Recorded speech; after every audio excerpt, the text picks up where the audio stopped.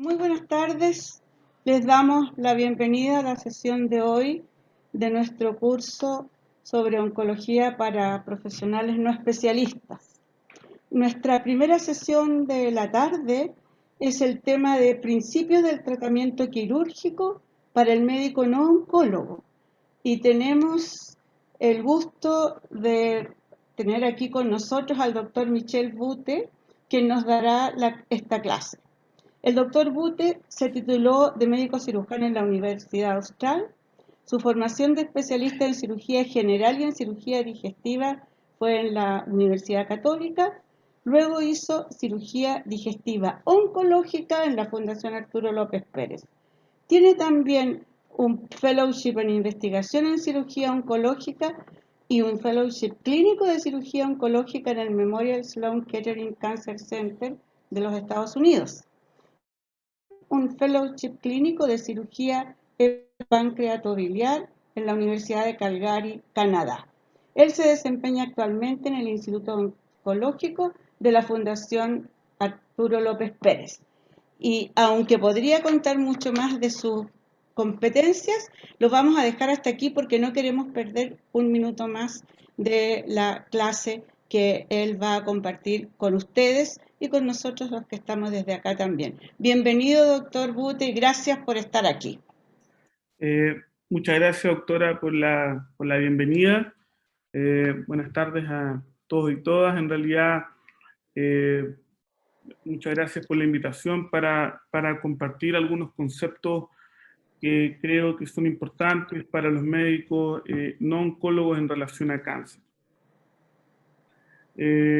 La mayoría de los casos que voy a mostrar, bueno, todos los casos que voy a mostrar acá para ejemplificar algunas situaciones son de cirugía digestiva. Yo soy cirujano digestivo y todos son casos que en realidad he realizado yo, no son fotos de internet ni nada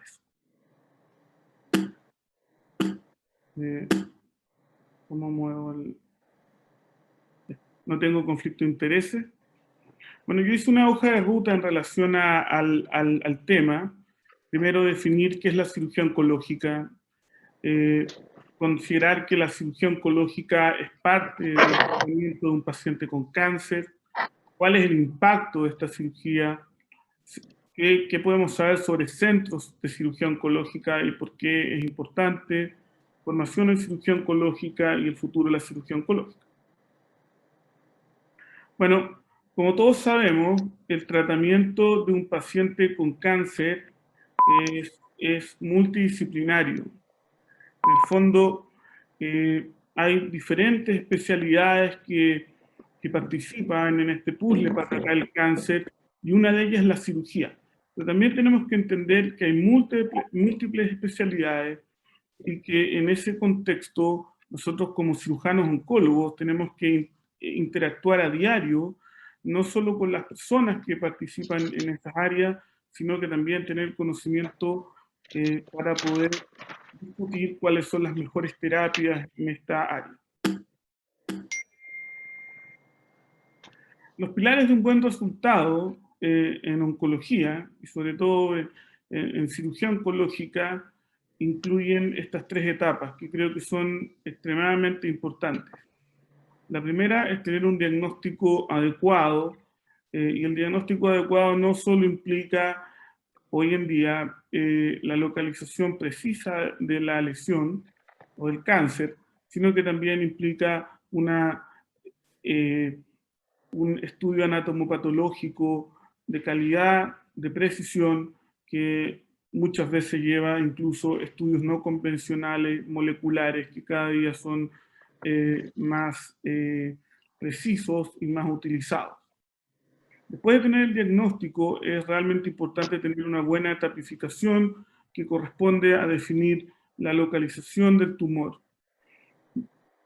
Habitualmente lo que nosotros hacemos es dividir el tumor en tumores localizados, o tumores que se han extendido a los ganglios, o tumores que se han extendido a otros órganos metastásicos, y en ese contexto es importante definir esto.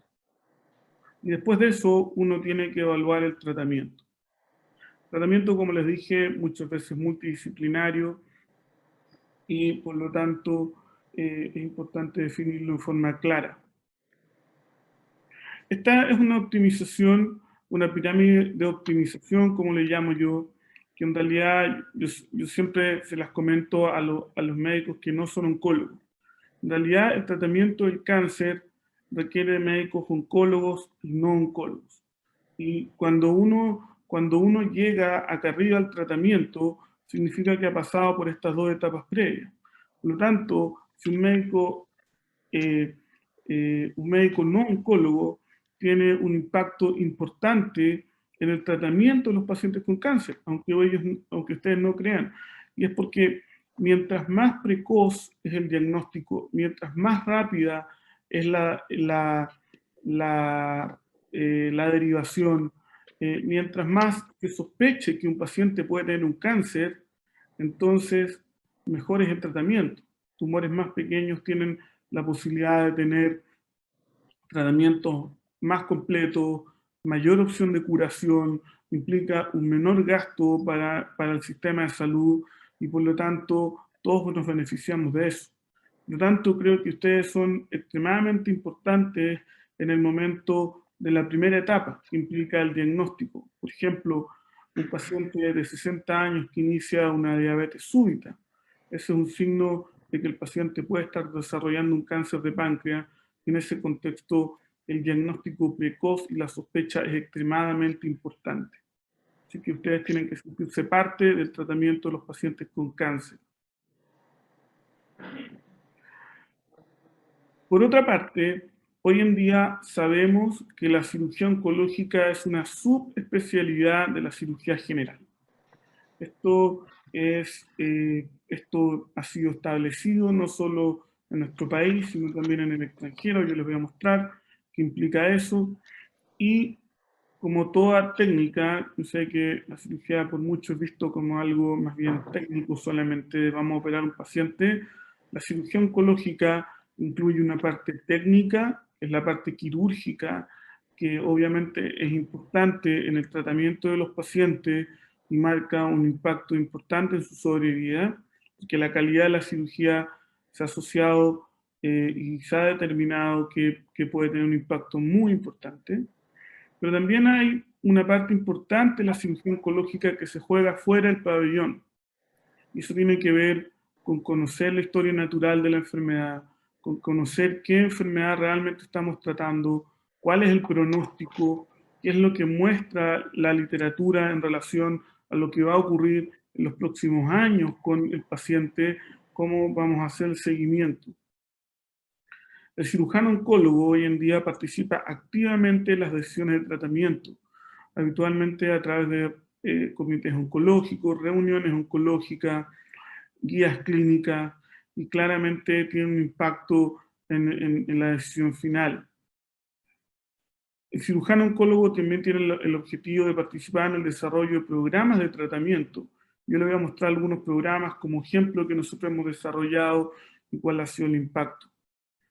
Tiene además el objetivo de definir estándares de calidad en cáncer y algo que es extremadamente importante como concepto es que un cirujano oncólogo no solo opera a un paciente con cáncer, el cirujano oncólogo tiene que saber de oncología médica, tiene que saber de radioterapia, tiene que saber de inmunoterapia, tiene que saber de hormonoterapia, de cuidados paliativos, tener clara la información en anatomía patológica, poder ver los escáneres y poder participar en forma activa. El cirujano oncólogo no es aquel que va a un comité oncológico y ejecuta lo que se decide ahí, sino que participa en forma activa y creo que como concepto eso es muy importante. Ahora, el cirujano oncólogo también requiere formación formal. Ya no estamos en los tiempos en los cuales la cirugía oncológica pueda ser practicada por gente o médicos que no tienen una formación formal en esto. Necesita un desarrollo profesional, que yo se los voy a contar en unos minutos, fundamentalmente relacionado a focalización, trabajar en un centro adecuado, en un equipo multidisciplinario. Como les había dicho, requiere entendimiento de la enfermedad, una relación cercana con el paciente, porque uno está en contacto por muchos años con el paciente. Esto no es una cirugía en la cual uno opera a un paciente y uno no lo ve nunca más. Tienen que entender los gastos asociados con los tratamientos, cuál es el beneficio que ellos tienen, cuál es el daño que pueden producir, cuál es el impacto en sobrevida y conocer claramente cuando una operación está indicada. Como les señalaba, la formación formal en cirugía oncológica ha sido algo que ha sido discutido por muchos años, desde hace varios años atrás, ya casi 10 años, es que en Estados Unidos se ha logrado una certificación en cirugía oncológica compleja. Y eso implica que hay una diferenciación entre aquellos pacientes que son tratados por un cirujano oncólogo versus una cirugía realizada por un cirujano no oncólogo. Y esta certificación no es solo para una diferenciación, sino que esto, les voy a mostrar, ha traído como consecuencia mejores resultados, centralización, desarrollo de programas y además desarrollo de centros oncológicos. Como yo les decía, esto permite además desarrollar programas focalizados en situaciones más complejas de ciertas enfermedades. Les voy a poner ejemplos para explicar algunos conceptos de situaciones más avanzadas que no son solo relacionadas al tratamiento del órgano. Y como soy cirujano digestivo, probablemente tengo el sesgo de que les voy a mostrar patología digestiva como ejemplo. Cáncer colorectal, cáncer gástrico, cáncer de vesícula, cáncer de páncreas o hígado. Por ejemplo, en cáncer colorectal, uno puede hablar de la cirugía general por el cáncer colorectal, que significa sacar el tumor primario seguido de la enfermedad regional.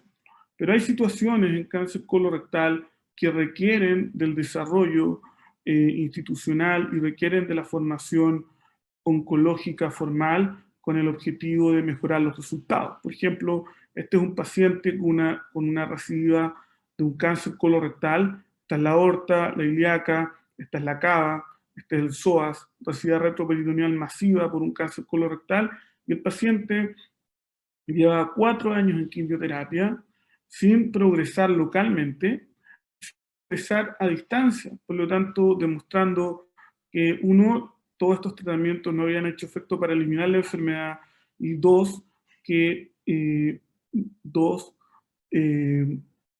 que la enfermedad no había dado metástasis. Por lo tanto, el primer concepto que uno tiene que ver antes de tratar a un paciente, el primer concepto quirúrgico oncológico, es testear la biología de la enfermedad. Nosotros sabemos que tumores que tienen rápido crecimiento no se benefician de cirugía, no se benefician de resección, porque rápidamente van a dar metástasis a pesar de la resección completa. Y ustedes pueden ver que este paciente tiene una resección completa, que incluye el tumor propiamente tal, el riñón izquierdo, la reconstrucción de la arteria ilíaca izquierda, resección vesical. Claramente este tipo de cirugía es para casos excepcionales, muy bien seleccionados, se desarrolla en solo algunos centros, pero requiere de cirujanos oncólogos con formación. O cuando, por ejemplo, uno considera que la carcinomatosis peritoneal, el cáncer colorectal, es una enfermedad avanzada, sí, pero tiene tratamiento en algunos casos. Y eso también tiene que ser desarrollado por cirujanos oncólogos en lugares especializados. Está una paciente con un pseudomixoma peritoneal que tiene una resección completa de la lesión, y esta es la quimioterapia intraperitoneal hipertérmica que se realiza en el mismo momento. Esta paciente en un tratamiento bien controlado se fue a la casa al 6º día sin complicaciones. En nuestro proyecto de carcinomatosis peritoneal, la primera paciente que ya operamos ya completó 5 años viva. Por lo tanto, este tipo de situaciones implican el desarrollo de centros y cirujanos oncólogos como especialidad. Y de la misma forma, por otra parte, uno sabe que en casos seleccionados la cirugía mínimamente invasiva, este es un paciente mío operado con el robot Da Vinci, que muestra que los pacientes pueden tener un beneficio. Por lo tanto, la especialización en cirugía oncológica ha hecho que en situaciones más complejas los pacientes puedan tener un beneficio mayor. Y eso también ocurre en cáncer gástrico. Nosotros sabemos, y este es otro concepto de cirugía oncológica, que la cirugía no solo debe comprender el tratamiento del tumor primario, sino que también el tratamiento de la enfermedad locorregional, fundamentalmente ganglionar. En cáncer gástrico se ha observado que un recuento ganglionar insuficiente o una disección ganglionar insuficiente se asocia a una residuidad mayor, menor sobrevida, y claramente el paciente ve condicionada sus posibilidades de curación. Ustedes pueden ver acá una disección de 2, donde se ve la arteria hepática, la aorta que ha sido totalmente disecada. Esta es la arteria gástrica izquierda en su origen, acá está la arteria esplénica, este es el tronco celíaco, acá se ve la vena porta, y todo esto ha sido disecado como parte importante y otro concepto en el tratamiento de los pacientes con cáncer. Eso mismo podemos ver en pacientes con cáncer de vesícula. Nosotros sabemos que en pacientes con cáncer de vesícula, un cáncer muy frecuente en nuestro país y donde deberíamos deberíamos enseñar al resto del mundo, en realidad uno de los factores importantes cuando uno va a ir a una cirugía con intención curativa es la resección ganglionar completa de la zona afectada. Está establecido que a medida que uno extirpa más ganglios, la sobrevida es mejor. Y de esta forma, aquí se ve otro concepto que se los vuelvo a señalar en otra patología bastante común en nuestro país, que es el cáncer de vesícula, donde la disección ganglionar es de regla, tiene que ser completa. Ustedes pueden ver acá el conducto hepático totalmente disecado, la arteria hepática derecha, la arteria hepática propia, la arteria hepática común, la arteria gastroduodenal, las arterias para el segmento 4 y las arterias para el lóbulo hepático izquierdo. De la misma forma, la cirugía oncológica, y aquí hay otro concepto importante, que es que cuando uno tiene compromiso vascular, en realidad el compromiso vascular no es necesariamente un criterio de irresecabilidad en pacientes oncológicos. La cirugía oncológica ha permitido avanzar en ese aspecto, ha permitido seleccionar a los pacientes. Este es un paciente que inicialmente tenía un tumor que comprometía la arteria hepática, con una excelente respuesta a la quimioterapia neoadyuvante, y nosotros tenemos un programa de resecciones vasculares y se resecó en forma completa este tumor de páncreas. Acá tienen otro tumor de páncreas, donde ustedes pueden ver resección parcial de la vena porta, y acá hay una resección hepática mayor. Estos son pacientes operados por mí, que en realidad tienen más una resección parcial de la vena cava. Estos pacientes que pueden mejorar su sobrevida con cirugías mayores requieren evaluación y requieren ser tratados en centros oncológicos por cirujanos oncólogos. Y otro principio es que hoy en día la cirugía oncológica ha avanzado y el compromiso vascular no necesariamente es un criterio de irresecabilidad. Cuando yo les hablo y les contaba sobre el desarrollo profesional de un cirujano oncólogo, hay cosas que que se sugieren que deberían ocurrir. Primero, focalización. ¿Qué significa focalización? Focalización significa que la cirugía oncológica requiere una preparación, requiere un estudio, requiere un desarrollo y por lo tanto requiere tiempo y requiere tiempo dedicado a los pacientes. Por lo tanto, es deseable que alguien que se dedica a tratar pacientes con cáncer esté focalizado en el tratamiento de los pacientes con cáncer y no esté desarrollando diferentes tipos de cirugía, como por ejemplo cáncer, cirugía bariátrica, cosas que no permiten un desarrollo armónico de la especialidad. Y eso es importante, y es un importante concepto, y es importante que esto se desarrolle en nuestro país, pero tenemos que empujar para eso, y esto es lo que se observa en otros países donde los centros de cáncer y donde los cirujanos que se dedican a cáncer solo operan cáncer. Otra cosa importante es tener un centro adecuado. Uno tiene que entender que los mejores resultados se observan en centros oncológicos. Y eso tiene que ser replicado en todo el país. Eso implica que cada cierta población debería haber un centro oncológico con profesionales capacitados que puedan resolver situaciones complejas y se pueda focalizar la atención y se puedan hacer centros que sean de excelencia. Y eso es importante que lo podamos lograr en el sistema, en el sistema nacional, ya sea público o privado. Lo otro es que uno tiene que entender que uno tiene que desarrollarse dentro de un equipo multidisciplinario, uno no está solo en esto. Entonces, como yo les decía, la focalización y el volumen quirúrgico están directamente relacionados a los resultados oncológicos. El cirujano, el equipo de tratamiento y el centro son muy importantes. Esto tiene impacto directo en complicaciones y sobrevida. ¿Qué significa eso? Que si alguien se opera un cáncer de colon y requiere tratamiento adyuvante con quimioterapia después de la cirugía y el paciente tiene una complicación grave con filtración y el paciente no puede recibir su tratamiento, claramente va a tener disminuida su expectativa de vida. Y más aún, esto ocurre en situaciones más infrecuentes, como por ejemplo el tratamiento de sarcomas retroperitoneales, carcinomatosis peritoneal, cirugía por cáncer de esófago o resecciones vasculares asociadas. Este es un estudio que publicamos hace varios años atrás, donde claramente los pacientes eh, eh, con filtraciones de la anastomosis, como yo les decía, en etapa con cáncer de recto en etapa 4, claramente se asocian a peor sobrevida. Y esto porque los pacientes claramente no pueden seguir recibiendo su tratamiento. Y claramente este otro trabajo en que la rehospitalización en cáncer, en metástasis hepáticas de cáncer colorectal, está claramente asociada al volumen del equipo quirúrgico.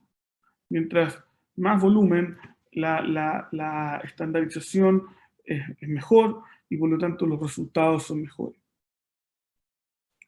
Esto del volumen quirúrgico es importante. Este es un trabajo publicado en el New England en el año 2011, donde se observa que a medida que los hospitales aumentan su volumen quirúrgico y aumentan los cirujanos su volumen quirúrgico, la mortalidad, que sigue siendo alta para algunas cirugías, disminuye. Y ustedes pueden ver acá en esofagectomía por cáncer de esófago, pancreatectomía por cáncer de páncreas, secciones pulmonares o cistectomía, que son cirugías de complejidad mayor que disminuye a medida que el volumen aumenta. Y ese es otro concepto importante de la cirugía oncológica. El volumen está relacionado a la sobrevida. Este es un trabajo publicado hace más años atrás, el año 2003, los mismos autores, donde se observa que fundamentalmente en esofagectomía y resecciones pancreáticas, ustedes pueden ver la mortalidad postoperatoria.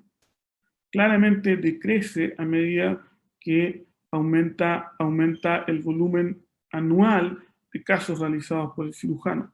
Y si esto uno lo lleva a casos realizados por el cirujano y casos realizados por una institución, uno puede ver que que hay una correlación directa entre cirujano e institución. Eso significa, por ejemplo, acá en cáncer de esófago, a medida que el volumen institucional es menor, la mortalidad es mayor. Y a medida que el volumen personal es mayor, la mortalidad es menor. Por lo tanto, no basta decir que yo trabajo en una institución donde se opera con alta frecuencia esta cirugía, pero yo en realidad hago un caso al año. Eso realmente no es un beneficio para los pacientes.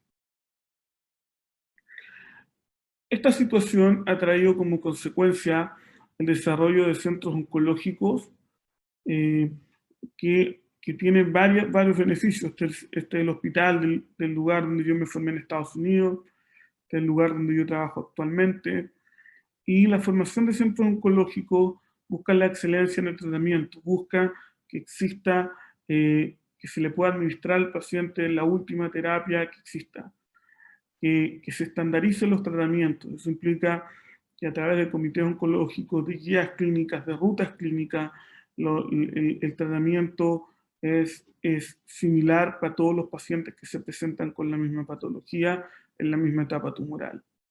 Hay una discusión constante de pacientes sobre los casos clínicos todas las semanas y se define caso a caso la mejor opción de tratamiento. Se publican resultados y se optimizan los recursos. Eso creo que es importante en un país como el nuestro, en el que los recursos son limitados y uno tiene que optimizar con el fin de poder tratar en forma real a más pacientes.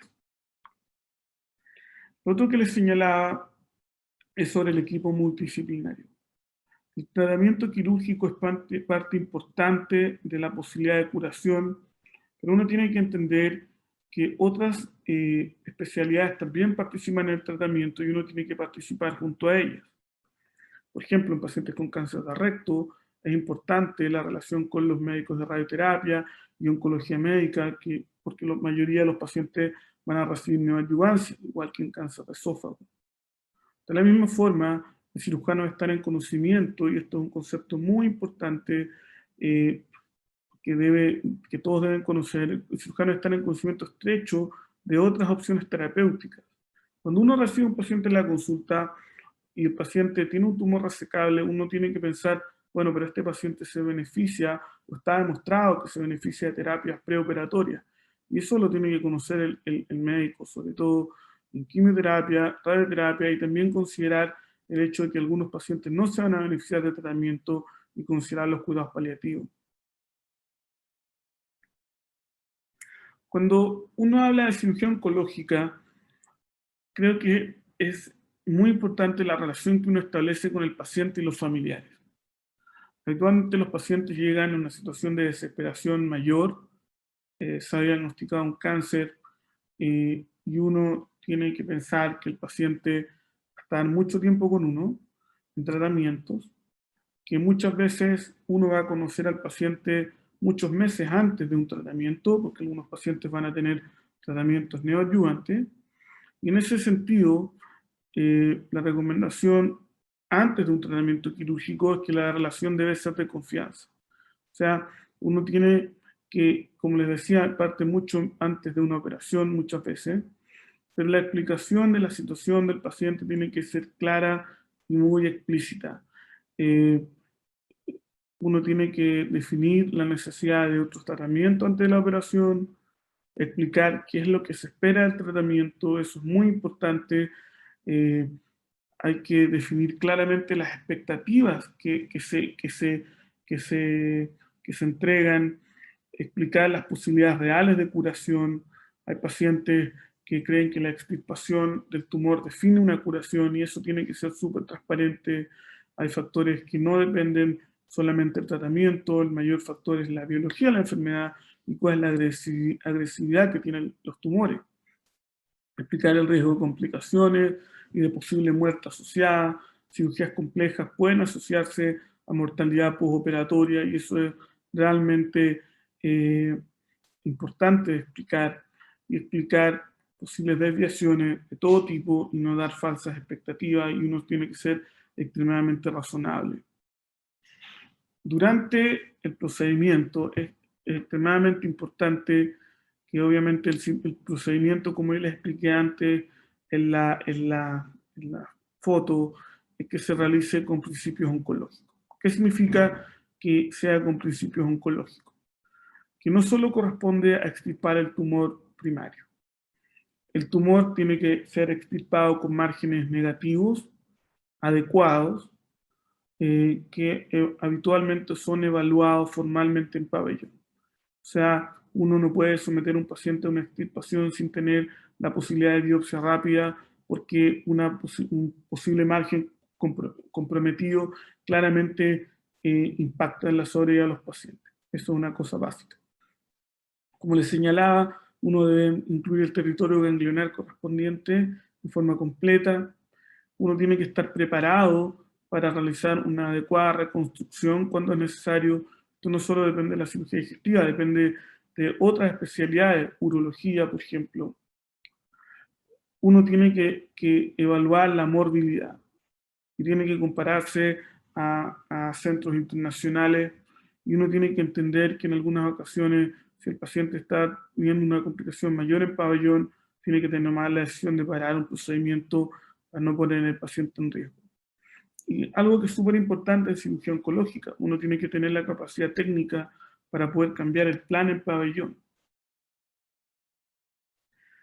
Y después de la operación, ¿qué es lo importante y conceptualmente importante? Uno, explicar en detalle a la familia cuáles son los hallazgos, cuál fue el tratamiento efectuado, estar presente en el postoperatorio, sobre todo si hay que hacer frente y manejar complicaciones. Eso creo que es extremadamente importante y demuestra una responsabilidad que uno tiene que tener con los pacientes con cáncer. En el postoperatorio es importante discutir los detalles del estudio anatomopatológico. Es importante definir tratamientos operatorios. Esto lo hacemos habitualmente en un comité oncológico, definir el pronóstico de la situación, y por lo tanto eso hace que el paciente tenga más confianza para seguir con sus tratamientos adelante. Ahora, hay dos situaciones que son importantes y que me gustaría discutirlas con ustedes en relación a los pacientes con cáncer cuando uno los ve por primera vez. Primero, ¿qué hacer con un paciente con cáncer al momento de consulta? Lo primero, siempre sospechar. Como yo les señalaba, el tratamiento de los pacientes con cáncer tiene una relevancia importante en el tratamiento, el estadio en el cual se encuentra la enfermedad. Un diagnóstico precoz es realmente importante y depende de médicos no oncólogos. La mayoría de los pacientes con cáncer consultan la primera vez médicos no oncólogos, donde va a haber una sospecha, donde se puede avanzar de la mejor forma en la tapificación, que es específico para cada localización, e importante es derivar al paciente en forma precoz. Eso es realmente importante en el tratamiento y en las decisiones. Puede que uno derive a un paciente y se demora en derivarlo y el tumor no necesariamente cambia, pero muchas veces el estado nutricional del paciente, el estado general del paciente va a cambiar, complicando y aumentando los riesgos de complicaciones postoperatorias. ¿Y qué hacer con un paciente con cáncer si un tumor se encuentra en un procedimiento? Imagínense, alguien está operando un paciente con una colelitiasis y encuentra que tiene como hallazgo un tumor en el estómago. Lo recomendable es no movilizar el tumor, tratar de no manipularlo, de no perforarlo, tratar de no hacer absolutamente nada con el tumor si no es realmente necesario, con el fin de tener una etapificación completa y poder definir el tratamiento. Si es posible y uno tiene acceso, llamar a un especialista en el tema. Y si la enfermedad está diseminada al momento del procedimiento, tomar una biopsia de la metástasis con el fin de poder tener un diagnóstico postoperatorio. Si el paciente tiene un tumor de colon y el tumor está obstruido, lo recomendable es que si el equipo quirúrgico no está capacitado para poder extirpar el tumor en forma oncológica, se realice una ostomía para salvar la parte aguda y el paciente sea derivado. Bueno, en conclusión, yo les hablé fundamentalmente de conceptos generales. En cirugía oncológica, la cirugía oncológica es una subespecialidad reconocida a nivel mundial. Creo que tenemos que empujar hacia eso. Eso va a permitir que los pacientes tengan mejores resultados, que sean tratados con un criterio más uniforme, y que eso permita que podamos mejorar el diagnóstico precoz y la sobrevida. La visión no solo debe ser de cirujano, sino que más bien de un oncólogo que opera. Eso implica conocer los tratamientos no quirúrgicos de otras áreas, es mandatorio. y la calidad del procedimiento quirúrgico se asocia a menos complicaciones. Esto da mayor posibilidad de entregar otros tratamientos, esto permite estandarizar situaciones complejas, y esto permite el avance en el conocimiento y en el tratamiento de patologías complejas.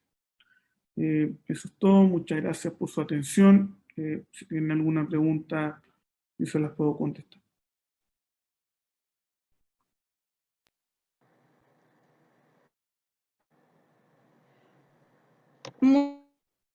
Bute, ha sido clarísima la exposición.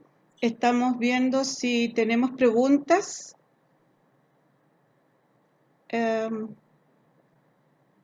Vamos a dar unos minutos para que puedan escribir sus preguntas por el chat. Mientras tanto, aprovechamos de recordarles que en el chat hay un link para hacer la evaluación de la clase actual, en el sentido de dar un feedback de los temas que se trataron y las cosas que podríamos incorporar en una siguiente versión. Vamos a ver si aparece el chat alguna nueva pregunta.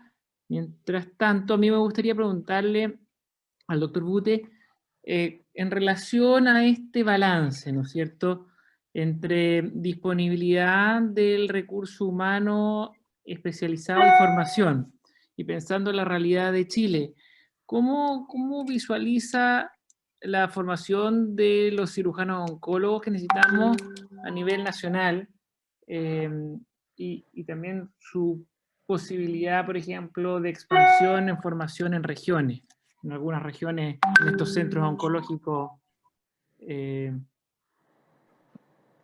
futuros?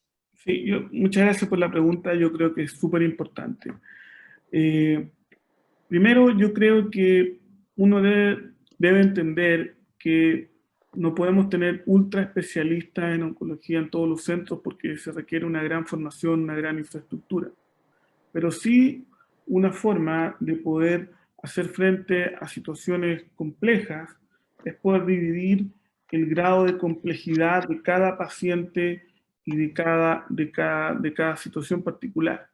Eso me va a permitir que en algunos centros se traten pacientes con cáncer de una complejidad menor y eso vaya avanzando hacia centros que puedan tratar pacientes con cáncer de complejidad mayor y eso permita que se desarrollen centros de cáncer en diferentes partes del país.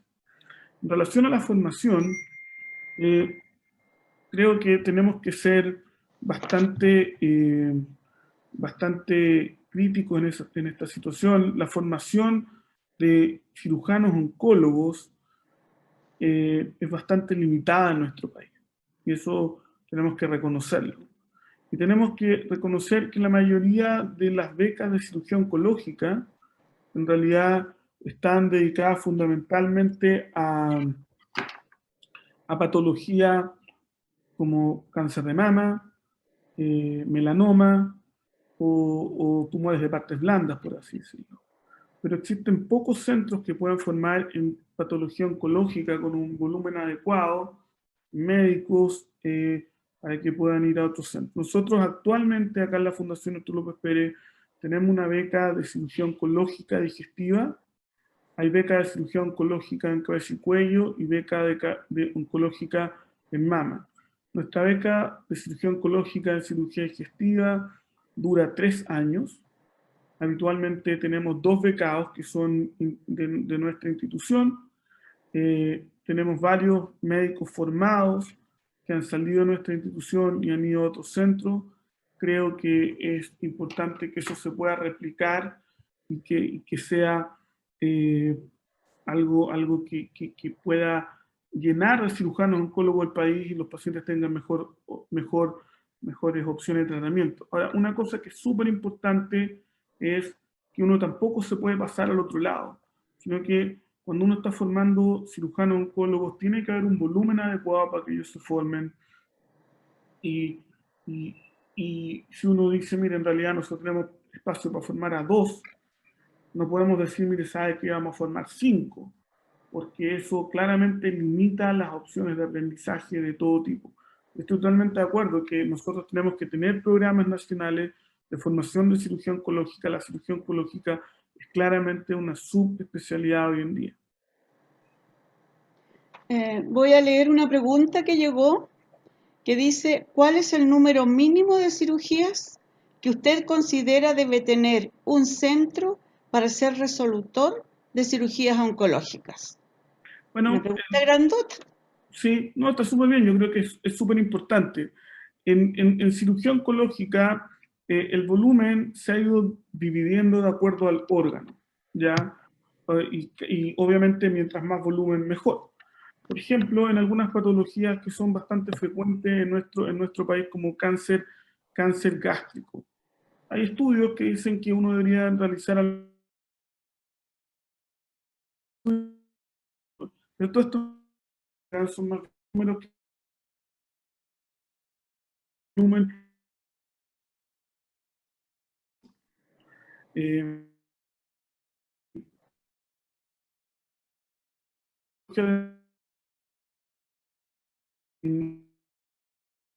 se recomienda y que de diferentes patologías, como por ejemplo con resección de otros órganos, eso también es importante. En cáncer de recto, al American College, al menos que el volumen es claramente, depende también del órgano. Me refiero, una persona puede tener un cáncer de colon que 2 centímetros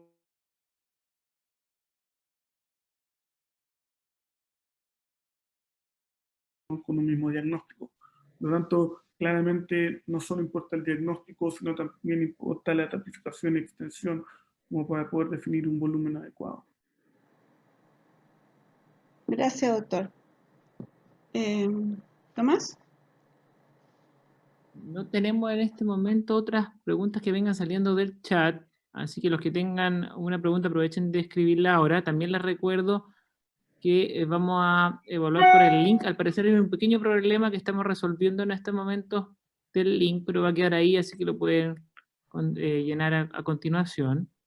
Lo otro que yo quería preguntar se refiere no tanto a la cantidad de cirugías por centro, sino a los modelos de formarse como cirujano oncólogo, en el sentido de que hay algunos programas de especialidad que han, como urología, se han enfocado como programas iniciales más largos tal vez, ¿no es cierto? Desde un principio como recién egresado. Eventualmente eso podría ser de mayor acceso a más postulantes al menos. ¿Cómo se visualiza eso en la formación en cirugía oncológica? Como a lo mejor un programa que no existe actualmente, pero eventualmente se pudiera construir. Y también en ese sentido, otros puntos que hemos tocado con la ASOFMEX, las facultades de medicina, cómo poder integrar mejor tal vez la formación en nuestra realidad nacional, donde tenemos tal vez varios centros con volúmenes no del todo apropiados para formarse, pero que se podrían como asociar o integrar para formar más especialistas en estas áreas. Sí, yo creo que primero nosotros tenemos que ser críticos en relación a la formación quirúrgica en Chile. ¿En qué consiste la formación quirúrgica en Chile? Implica que uno fue a medicina, hace una beca de cirugía general que dura 3 años. Muchas no son de dedicación exclusiva y si uno lo lleva al tiempo total, son alrededor de 2 años y medio muchas veces, o un poco menos incluso. Después, algunos médicos, algunos tienen la posibilidad de hacer una subespecialidad. Y cuando hablamos de subespecialidad, estamos bastante limitados en la parte oncológica, porque en realidad becas propiamente tal de cirugía oncológica son pocas para la envergadura de cirujanos oncólogos que deberíamos tener en Chile tratando pacientes con cáncer. Estamos al debe, eso tenemos que reconocerlo. Ahora, la otra parte de tu pregunta era en relación a cómo podemos integrar diferentes becas. Bueno, eso yo estoy de acuerdo. Hay becas hay programas que podrían integrarse en diferentes hospitales y permitir que los médicos se puedan formar. Nosotros tenemos que comparar nuestra realidad, por ejemplo, con Estados Unidos. En Estados Unidos, en Chile, alguien estudia 3 años de cirugía general y después hace una subespecialidad, eventualmente 2, eventualmente 3 años con nosotros, y por lo tanto uno tiene una formación de 6 años en el mejor de los casos. En Estados Unidos uno hace una formación de 5 años de cirugía general, donde además uno tiene 2 años de investigación, o sea, son 7 años, y posteriormente uno hace un fellowship en cirugía oncológica, que dura habitualmente entre 2 y 3 años. Por lo tanto, la formación quirúrgica de un cirujano oncólogo en Estados Unidos es de alrededor de 7 más 2, entre 9 y 10 años. Cirugía para formarse como cirujano oncólogo, en Chile va entre 3 a 5, 6 años, o sea, significativamente menor. Y eso es algo que debemos discutir y debemos definir. ¿Qué es lo que nosotros queremos formar y cuál es el impacto que ese cirujano va a tener? Entonces, creo que tenemos que ser súper críticos, autocríticos en ese sentido. Yo creo que nosotros podemos formar cirujanos oncólogos, nosotros tenemos egresados en otras ciudades que están haciendo un muy buen trabajo en oncología digestiva y en oncología de mama y en oncología de cabeza y cuello. Y creo que eso es importante y creo que eso debería ser replicado en otros lados. Pero uno tiene que tener un volumen mínimo. Yo no puedo formar a alguien y decirle, mire, ven con nosotros, en realidad va a operar 10 cánceres de colon al año. Eso es totalmente subóptimo. Muchas gracias, doctor Bute. Mire, a propósito de su interesante clase, donde nos dejó claro que el manejo clínico de los pacientes oncológicos no solo lo realizan médicos especialistas en oncología, lo demostró con hartos ejemplos. Y además, aunque sean oncólogos, no es solo uno, aquí se trabaja en un equipo multidisciplinar. Ahora, yo quisiera dirigirme un poco a nuestro público, profesionales en calidad de estudiantes de nuevo, y poner énfasis en el importante rol de los médicos de la atención primaria, los que se desempeñan en consultorios, en centros de salud familiar, como la gran mayoría de nuestros participantes en el curso. Porque en la atención primaria y en los médicos generales está la responsabilidad de sospechar. Y usted también lo marcó en su clase. Y sospechar lo más precozmente posible que lo que tiene el paciente que están viendo puede ser un cáncer. Y derivarlo inmediatamente para su estudio y su confirmación o su descarte. Y si se confirma, para iniciar el tratamiento lo más precozmente posible. Asimismo, las acciones de tamizaje, de búsqueda de enfermos sin síntomas en aquellos cánceres que tienen estas técnicas, está radicado también en nuestra red de atención, en la atención primaria.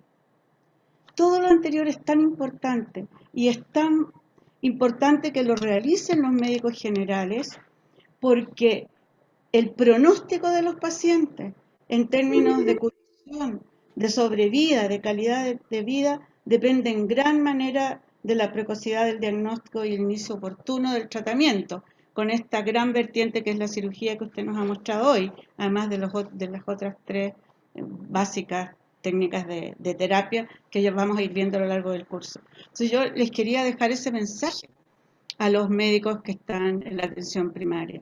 Tienen un rol importantísimo. La atención primaria es una atención básica y fundamental en el camino que desarrolla un paciente. Doctor Merino, les damos unos minutos de descanso. Ya veo que la doctora Carolina Ibáñez está aquí presente, que va a seguir con la clase siguiente. Muy bien, vamos a recordarles, ahora sí está corregido, parece, el tema del link para la feedback docente en el chat, que pueden llenar ahí.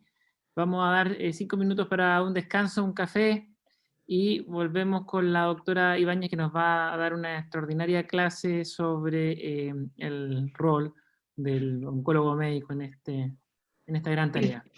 Y recalcar nuestros agradecimientos a Michelle Bute, fue una excelente clase, que yo espero que todos nuestros participantes en el curso aprovechen tanto como yo aprovecho y disfruto de estas clases que realmente nos ponen al día y nos representan desafíos. Así que muchas gracias, doctor por la Bute, invitación. por su excelente presentación. Que estén muy bien. Chao. Adiós. Bueno, muy buenas tardes. Damos inicio a la segunda clase del día de hoy de nuestro curso de oncología, que es multidisciplinario para médicos no especialistas, que dicta el Departamento de Cáncer del Ministerio de Salud con apoyo de las sociedades científicas de ASOFAMECH y de numerosos profesionales especialistas que gentilmente han aceptado nuestra invitación a compartir sus conocimientos con ustedes y con nosotros en el curso. Damos la bienvenida a esta segunda clase titulada Principios del tratamiento sistémico de cáncer para el médico no oncólogo. Presenta el tema la doctora Carolina Ibáñez. Ella es médico oncóloga del Centro de Cáncer de la Red Christus Universidad Católica y es profesora asistente de la Facultad de Medicina de la Pontificia Universidad Católica. Ella va a compartir su experiencia y sus conocimientos con nosotros esta tarde. Esperamos que la aprovechemos muy bien. Le damos la bienvenida y no nos tomamos ningún minuto más de su tiempo de clase. Doctor Ibáñez, adelante. Gracias por la presentación. Mi área, la verdad, de desarrollo es gineoncología y urooncología principalmente, pero creo que esto es una generalidad que abarca a todos y no solamente a los especialistas. Entonces, es una visión general desde el punto de vista de médicos no especialistas. Y cuando hablamos de cáncer, hablamos de una enfermedad que tiene un nombre acuñado ya en el año 400 a.C. por Hipócrates, que decía de carcinos, carquincros, por esta masa con forma de cangrejo, y esa es la definición, de ahí viene la palabra cáncer, pero fueron los egipcios ya los primeros en operar un tumor, y está descrito en papiros las cirugías de cáncer de mama en esa época. Pero cáncer hoy en día tiene distintos conceptos. Cáncer va a depender de la visión del paciente y va a depender también de la visión del médico. Y para el paciente tiene otras definiciones. Si uno habla de cáncer con un paciente, ellos tienen la definición de dolor. Para ellos cáncer significa dolor y un sufrimiento prolongado. Significa la sensación de que se les acaba el tiempo, que no van a poder cumplir su expectativa. Entran en una espiral de angustia. Esta angustia genera frustración, porque ven que todo lo que ellos querían hacer no lo van a poder cumplir. Y finalmente, la palabra que no quieren mencionar es muerte. Cáncer para ellos es muerte. Pero para nosotros los oncólogos, la verdad, cáncer es un desafío. Y es un desafío mayor, no por la enfermedad en sí, sino porque es un desafío porque vemos a un ser humano que está sufriendo. Nuestra vocación de ayudar se llena de preguntas, se llena de necesidades. Entonces decimos, ¿cómo podemos ayudarlo? ¿Cómo lo podemos orientar? ¿De qué manera podemos permitir que si no se puede prolongar su vida, que tenga una mejor calidad de vida? Y finalmente se transforma cáncer para nosotros en un viaje. Y este viaje es un camino, y es un camino de aprendizaje para todos. Es un camino de aprendizaje para nosotros como médicos, nuestro equipo médico, porque cada ser humano, cada paciente, un nuevo libro, una nueva experiencia que nos genera un crecimiento increíble.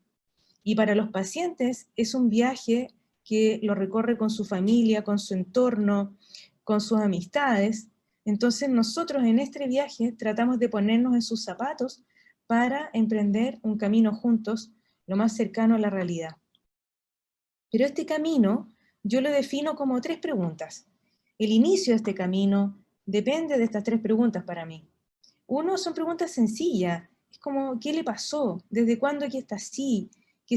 ¿Por qué lo llevó a consultar ahora? ¿Por qué no antes? ¿Desde cuándo que se siente mal? ¿Le limita la vida? ¿Le limita la calidad de vida? ¿Qué siente? Pero este sentir no es tan solo físico. Todos hacemos una historia clínica, semiología, y aplicamos criterios y aplicamos tablas. Lo que yo les estoy hablando es un sentimiento espiritual, que es lo que siente desde su alma. Y esta historia médica que va en eso, también va con otras cosas, otros aderezos que para nosotros los oncólogos es súper importante, que se refiere también a los antecedentes familiares, el entorno, el trabajo, las situaciones de riesgo, las exposiciones tóxicas, alimentarias y sobre todo la economía personal. Para nosotros, mientras estamos escuchando la historia de nuestros pacientes, nuestra cabeza rápidamente es un engranaje que empieza a hacer diagnóstico. ¿Y qué tiene el paciente? ¿Cómo lo podemos ayudar? ¿Qué herramientas tenemos? ¿De qué disponemos en ese momento? ¿Cuáles son nuestras capacidades? ¿Cuáles son nuestras habilidades? Y si no tengo las capacidades y habilidades, ¿a quién le pido ayuda? ¿De qué equipo de trabajo disponemos? Porque el manejo de un paciente con cáncer es multidisciplinario. No depende solo de nosotros los oncólogos. Depende de un equipo complejo, importante, interesante, de los cuales disponen los hospitales aquí en Chile. Equipo paliativo, de cirujanos, de traumatólogos, de radioterapeutas, de psicólogos. Y el paciente finalmente le preguntamos, ¿y usted qué cree que tiene? Muchas veces los pacientes nos dicen claramente, yo sé que tengo cáncer y yo sé que me voy a morir. Entonces, ahí viene la segunda pregunta, ¿y cuáles son sus expectativas? ¿Por qué viene a mí? ¿Cuáles son sus anhelos? Y finalmente, ¿cuáles son sus miedos? Entonces, después de esta conversación, que la verdad que a nadie le enseña cómo entregar malas noticias, ellos nos ven un poco como la parca, nos dicen, oye, ¿sabes qué? Cáncer, usted doctor me va a matar. No, no es tumor, sino que usted me va a matar. Entonces nos ven como la parca, como significado muerte. Y otros nos ven como un pseudo salvador de que algo podemos hacer por ellos, prolongarle la vida y usted me va a curar. Y en esta dimensionalidad es donde nosotros trabajamos con nuestros pacientes para llevarlos a un terreno más concreto, un poquito más aterrizado a las realidades que cada ser humano tiene, y para que su viaje de esta enfermedad sea lo más sano y lo más humano posible. Y en eso consiste el estudio inicial. Estudiamos su estado basal, su capacidad funcional, todos los trastornos metabólicos que tienen, otras patologías, si han tenido otro cáncer. Estudiamos el tumor, vemos si este tumor está diseminado, si compromete otro órgano, y estudiamos genes, algo que parecía tan remoto, sí lo hacemos, y lo hacemos aquí en Chile. Podemos hacer estudios genómicos porque cáncer es una enfermedad de genes, por definición. Y vemos los genes de acuerdo al tumor, podemos hacer estudios en el tumor, o podemos hacer estudios como biopsia líquida, y también podemos hacer estudios genéticos relacionados a cánceres familiares. Por eso es tan importante la buena historia clínica. ¿Qué mutaciones puede tener este paciente? ¿Qué condiciona ese cáncer? Y que esto puede afectar a las generaciones sucesivas. También hacemos estudios de biomarcadores que son predictivos y pronósticos, tanto de respuesta tumoral como de evolución de la enfermedad. Y su seguimiento. Los biomarcadores nos sirven mucho para hacer el seguimiento, la respuesta y la recurrencia de la enfermedad. ¿Y por qué hacemos todo esto? Porque el manejo de un paciente oncológico es personalizado. Esto no significa que sea personal, es personalizado porque va a depender de las características del paciente. Va a depender de su edad, de las comorbilidades, de su capacidad funcional, de sus hábitos, de su físico, de otras enfermedades, de otros cánceres, de sus redes de apoyo, de dónde vive el paciente. Es diferente tratar a un paciente en Santiago que vive en Punta Arenas a tratarlo ahí en Punta Arenas, rodeado de su gente, en su nicho. Va a depender de las características del tumor en ese paciente. Es distinto hablar del cáncer de mama de la señora Juana que tiene 80 años, al cáncer de mama de Cristina que tiene 40 años, al cáncer de mama de una paciente de 19 años que está debutando con un cáncer de mama muy agresivo. Los tumores, a pesar de ser el mismo cáncer de mama, van a variar de acuerdo al individuo. Y por eso es personalizado a ese ser humano. De las características genómicas, metabólicas y bioquímicas del paciente, va a depender de las características genómicas del tumor y de las características inmunológicas, inflamatorias y medioambientales. Esto es novedoso porque está asociado a las nuevas terapias que estamos usando hoy en día en oncología. Y respecto al tratamiento, así como también ha ido evolucionando nuestra manera de evaluar, de enfrentar a un paciente con cáncer, también ha ido cambiando el tratamiento.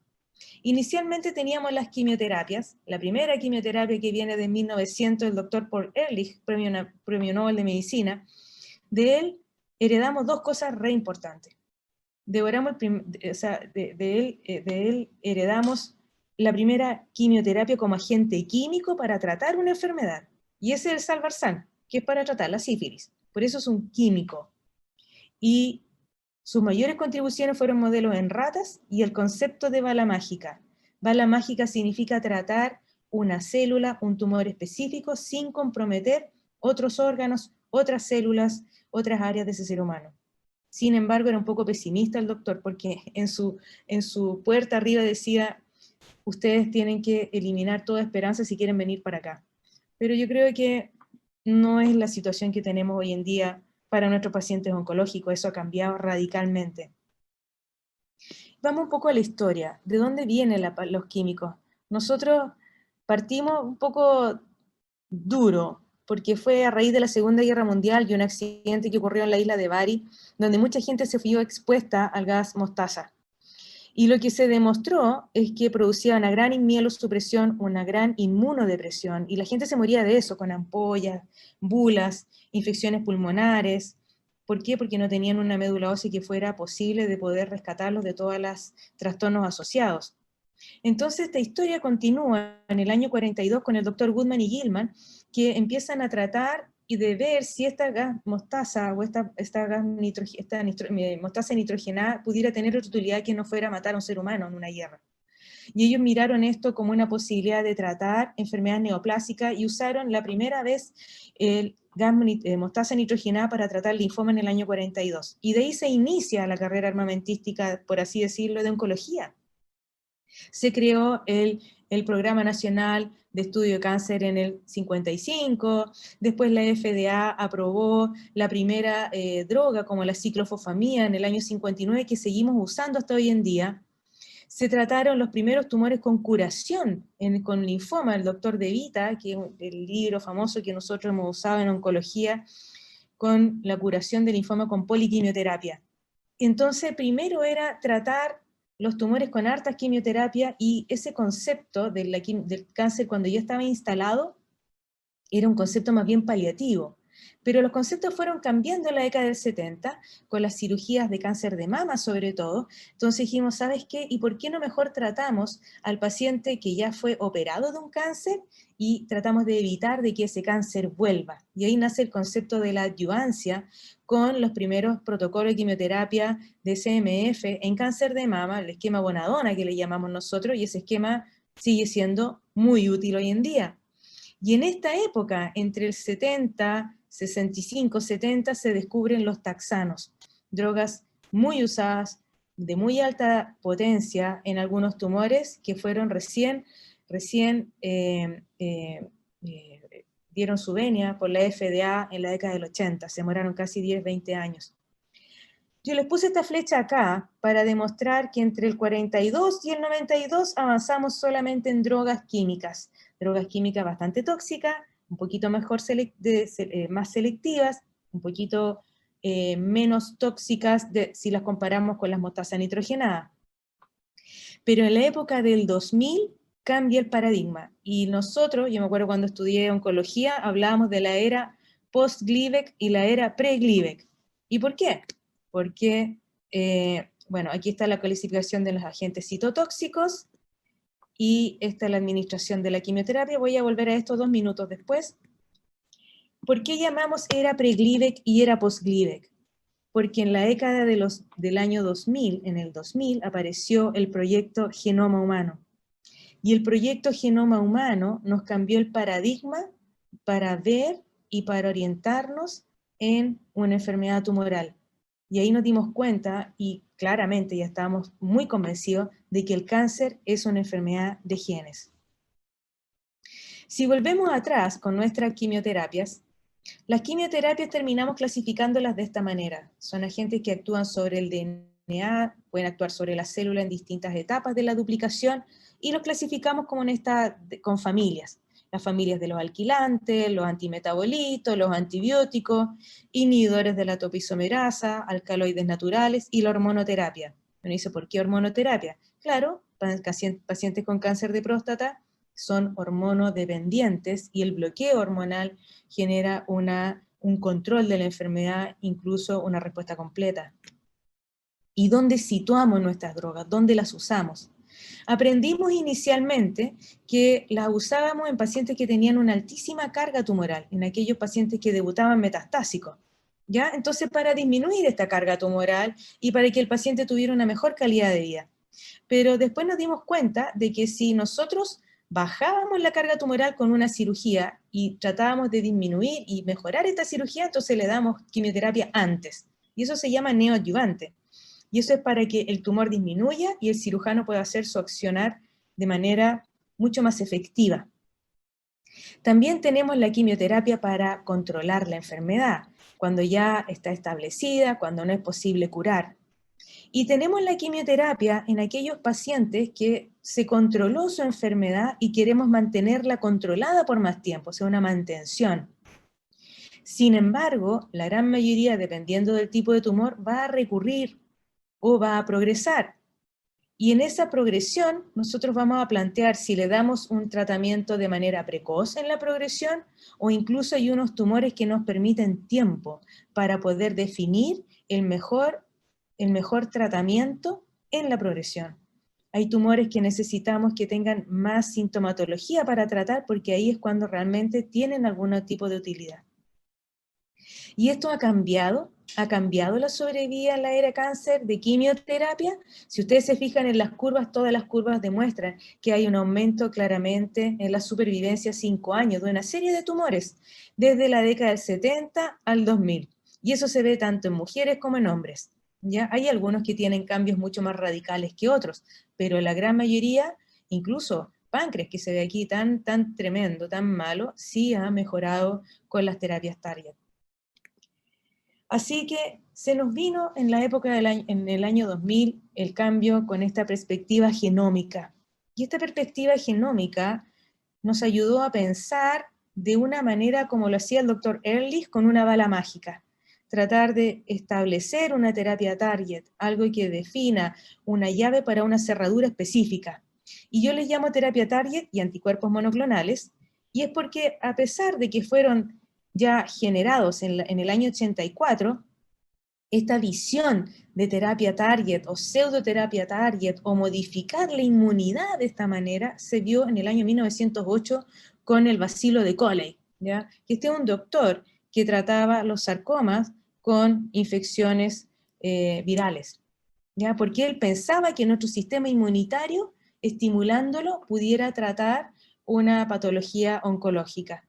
Y el doctor Milstein en el año 84 pudo aislar, más que aislar, pudo replicar anticuerpos específicos contra target específicos. Y él logró crear los primeros anticuerpos monoclonales. El doctor Milstein es argentino y tuvo su premio Nobel de Medicina por este hallazgo que la verdad lo seguimos usando hasta el día de hoy. ¿Y qué son estos anticuerpos monoclonales? Estos anticuerpos son estas moléculas generadas, creadas en laboratorio, que pueden estar dirigidas contra el receptor, contra el ligando del receptor que está en la célula, un receptor que está constitutivamente activo y que le dice a la célula, tienes que replicarte, tienes que crecer, tienes que generar vasos de neoformación, metástasis, invasión. Y yo puedo inhibir esa señal. Y la puedo inhibir inhibiendo el ligando que estimula la señal, puedo inhibir inhibiendo el receptor, que puede estar constitutivamente activo. Y también tengo pequeñas moléculas que se llaman inhibidores de tirosina quinasa, que atraviesan la membrana citoplasmática e inhiben la activación del receptor río abajo, desde la membrana hacia el núcleo. Entonces me inhiben la señal. Y estos también están dirigidos a mutaciones específicas que generan receptores específicos que estimulan a la célula tumoral. Estos que ven a su izquierda son los anticuerpos monoclonales dirigidos contra el VEGF, el factor de crecimiento endotelial vascular. Entonces, eso hace que al inhibir la vascularización anómala de un tumor, hace que no le llegue los nutrientes, ni el oxígeno, ni nada, para que ese tumor pueda seguir creciendo, y de esa manera potenciamos el efecto de la quimioterapia. Estos anticuerpos pueden estar dirigidos contra un efector, un receptor, un ligando, o pueden estar dirigidos contra el receptor, o pueden ser biespecíficos, contra el ligando y contra el receptor. Pueden ser anticuerpos que también estén conjugados con citotoxinas, o pueden estar conjugados con algún radiofármaco que permita una entrega de una irradiación de baja intensidad, baja frecuencia, solamente a las células tumorales comprometidas que expresan estas moléculas en su superficie y que nosotros las podemos captar. Y estos anticuerpos también evolucionaron. Inicialmente eran murinos, quiméricos, humanizados y full humanizados. ¿Y de qué depende esto? Depende de la parte murina que tengan los anticuerpos. Y mientras más humanizados, menos reacciones adversas vamos a tener. La gran mayoría de los anticuerpos hoy en día son humanizados. Y nosotros los definimos de acuerdo a su apellido. No sé si alguno ha escuchado el rituximab. El rituximab es un anticuerpo quimérico. Los CIMAP son quiméricos y tienden a hacer reacciones alérgicas. Y eso se previene con corticoides, etc. Pero no queríamos que nuestros pacientes hicieran reacción alérgica. Y de eso fuimos evolucionando a los MUMAP y a los MOMAP, como panitumumab. Esos son humanizados, full humanizados. Por lo tanto, es muy poco probable que el paciente vaya a hacer una reacción alérgica, son muy bien tolerados, de hecho se dan en forma ambulatoria y tienen una alta tasa de respuesta. Y estos anticuerpos además pueden ser conjugados, pueden tener moléculas adheridas que entregan o un radiofármaco o que entregan alguna sustancia tóxica sobre la célula específica tumoral. Una suerte de bala mágica. Pero eso no es todo lo que hemos crecido en oncología hoy en día. Ya tenemos nuestros anticuerpos, ya tenemos químicos, pero sabemos que la célula tumoral, a pesar de todo eso, igual se salta la inmunidad. Y lo que siempre decíamos, ¿cómo lo hace? ¿Cómo lo hace para que nuestra propia inmunidad no la pueda eliminar? Y tenemos una fase de reconocimiento de lo anómalo o lo ajeno, con una fase de respuesta que permite que lo ajeno sea destruido por nuestra propia inmunidad, nuestros propios linfocitos activados. ¿Y por qué el cáncer se salta esto? Bueno, sabíamos inicialmente que existía una suerte de inmunovigilancia, ya concepto acuñado por el doctor Burnett y Thomas en el año 57, que decía que los linfocitos actúan como centinela en el reconocimiento y eliminación de las células transformadas. Pero hoy en día sabemos que esto es un poquito más complejo y es una definición de lo que llamamos inmunoedición, caracterizada por 3 etapas. La primera etapa es que la célula tumoral se muere, y nuestro sistema inmunológico lo logra eliminar. Pero algunas de ellas se van modificando, se van acostumbrando o van creando mecanismos de defensa y pasan a una fase de equilibrio y posteriormente de escape, donde se escapa a nuestra propia vigilancia y vuelve a crecer y vuelve a dar metástasis. Pero esto no se quedó acá. Ya el doctor Coley, como les mencioné, pensaba que existía algún tipo de estimulación del sistema inmune. Y vino una época así como, bien, vamos con el sistema inmune, podemos lograr. Y se crearon citoquina, algo como para estimularlo. ¿Cómo lo estimulamos? Interferón, interleuquina, y fue una era de entusiasmo en la inmunología. Pero rápidamente caímos en una era un poco depresiva porque los resultados no fueron tan buenos. Se usó mucho en melanoma y en hipernefroma, 2 tumores muy resistentes a la quimioterapia, de hecho catalogados como quimioresistentes.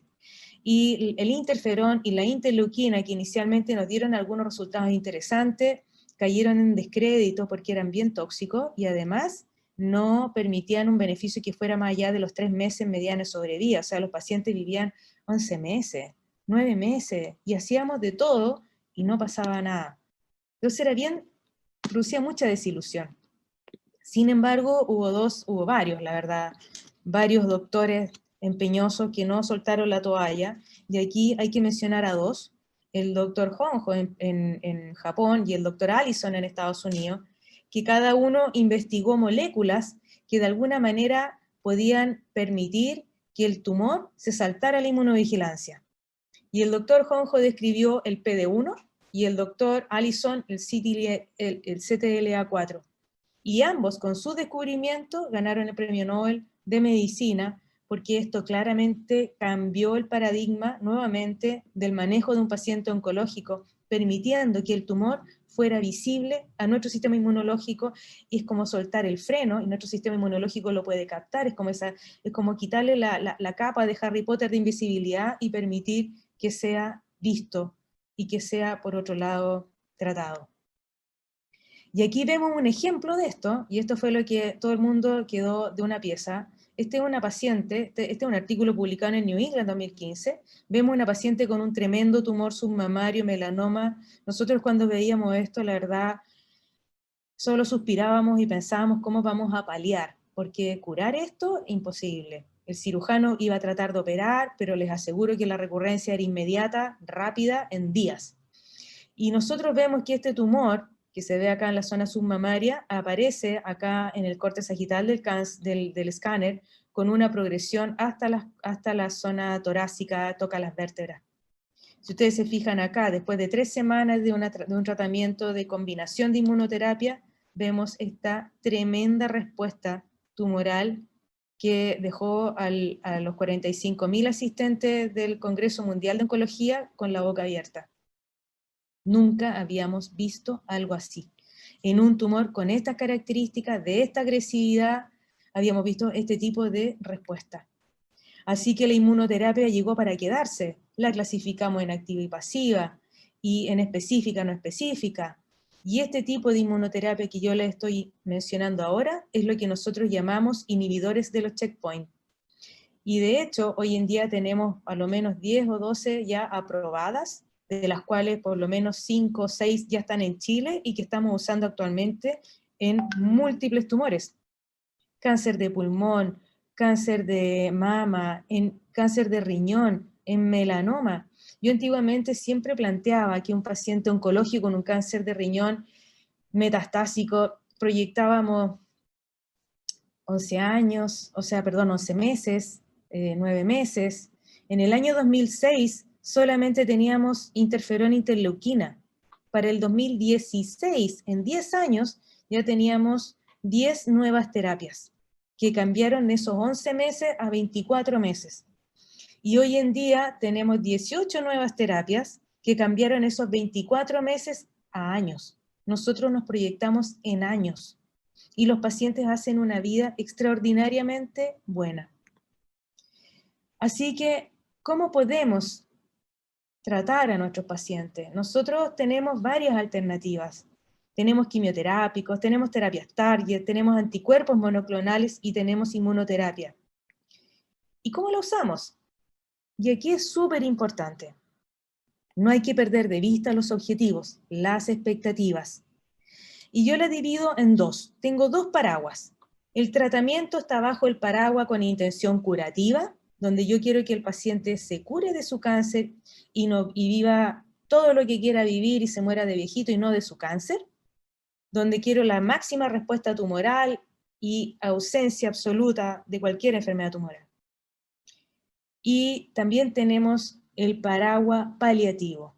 Y créanme que a pesar de que un paciente tenga enfermedad tumoral metastásica, incluso muchos con cáncer metastásico hasta en cerebro, todavía tienen posibilidades extraordinarias. Yo les voy a mostrar ejemplos. En este paraguas paliativo es una pirámide que para mí es re importante. El primer endpoint, el primer objetivo es calidad de vida, y eso no se me tiene que olvidar ni a mí ni a nadie de mi equipo. El segundo gran objetivo es la respuesta tumoral, que con mi tratamiento yo mantengo una buena calidad de vida con disminución del tumor o de los tumores que ese paciente tiene. Y ojalá que manteniendo esa calidad de vida y la enfermedad controlada, logremos una muy buena sobrevida. Y eso es lo que se está logrando hoy en día con las nuevas terapias. ¿Y cómo afectan? ¿Cómo afectan nuestros tratamientos? ¿Cómo afecta esto a nuestros pacientes? Les voy a mostrar 3 casos. El primer caso es un hombre joven, tiene 32 años, él es contador auditor, muy activo, vive en Curacaví. Y me acuerdo que me contaba que fumaba desde los 16 años y que quería dejar de fumar y que ahora se asustó tanto que dejó de fumar. La abuela materna falleció de cáncer a los 70 años. Y su historia partió en abril del 2011. Se detectó un tumor testicular, tenía una subunidad beta, que es uno de los biomarcadores, elevado, se operó y encontramos un seminoma puro grande que por las características tenía una alta posibilidad de recurrencia. ¿Ya? La etapificación fue negativa, no había enfermedad tumoral en ninguna otra parte, solamente en el testículo. Se sacó el testículo, se catalogó como en etapa 1, y aquí tenemos 3 opciones. La opción es seguirlo en el tiempo y esperar la recurrencia, porque la probabilidad que él recurriera era más o menos de un 15 a un 20%. Hacerle radioterapia lumboaórtica, porque se va a los ganglios de esa zona, o darle una dosis de quimioterapia. El paciente optó por la radioterapia, y son todas posibles. Así que se hizo su radioterapia y pasó a la fase de seguimiento. En el seguimiento, 2 años después, inició malestar epigástrico. Él dormía en decúbito y pensó que era por eso. Pero al examinarlo bien y al interrogarlo, contaba de que tenía unas alteraciones neuropáticas como disestesias, parestesias de las manos, de ambas manos, y un nivel sensitivo del ombligo hacia abajo. Así que en otro centro se estudió una masa en el mediastino posterior, se hizo una biopsia y, oh, sorpresa, seminoma de nuevo. O sea, estaba recurriendo de su cáncer en el mediastino. Lo que vemos abajo son los marcadores tumorales con una beta-HCG muy alta. Y eso también es un biomarcador de que su cáncer claramente es un seminoma que volvió. Y en junio, esto fue en finales de mayo, en junio consultó a la Católica una segunda opinión. Como suele suceder, estos pacientes llegan día viernes como a las 7 de la tarde. Entonces yo le dije, ok, lo hice pasar a la consulta, conversamos, analizamos todas las cosas, trajo la radiografía, los escáneres, y me contó de pasada toda su vida, sus papás, etc. Pero le dije, ok, ¿qué tal si pasas ahora a la camilla para poder examinarte? Y de repente me dice, esa doctora, que no me puedo parar. Entonces le digo, pero ¿cómo no te puedes parar? ¿No te puedes poner de pie si te vi caminar? ¿Qué te pasó? Es que no siento las piernas. A mí casi me da un infarto, pero ya no me quedan suprarrenales del lunes al viernes y ya estaba un poquito cansada, así que no dije nada, solamente se me fueron los colores. Le dije, ok, quédate ahí, no te muevas. Rápidamente lo llevamos entre varios a una camilla, no lo movimos más, de aquí no te mueves, y me dijo, es que ahora no siento nada. Y quedó en plegia de extremidades inferiores, imposibilidad de la marcha y una retención aguda de orina.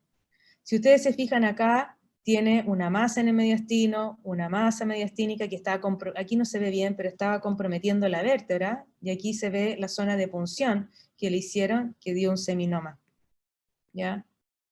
¿Y por qué no pudo levantarse más?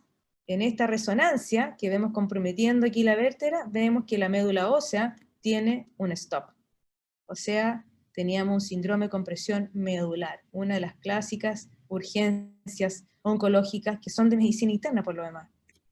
¿Qué hicimos con el paciente? Rápidamente a UTI, corticoide, radioterapia, lo vio radioterapia, lo vio traumatología, lo vieron todo, y entre todos tomamos la decisión de que no era posible operar, así que se hizo radioterapia, se abrió el centro de cáncer a las 11 de la noche, algo inédito que yo creo que lo tenemos publicado, pero lo vamos a hacer igual si es que es necesario, y lo irradiamos.